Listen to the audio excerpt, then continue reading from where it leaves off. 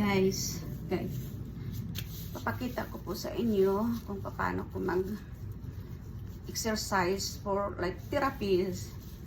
Wala po, no music. Yan. First, so you burn your fat belly. Yan, i-wrap up lang natin yan siya ng plastic garbage bag. Yan. Garbage bag, naka-wrap up na yan siya. Okay.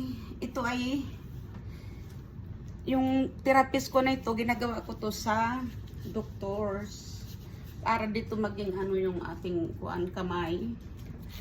Okay.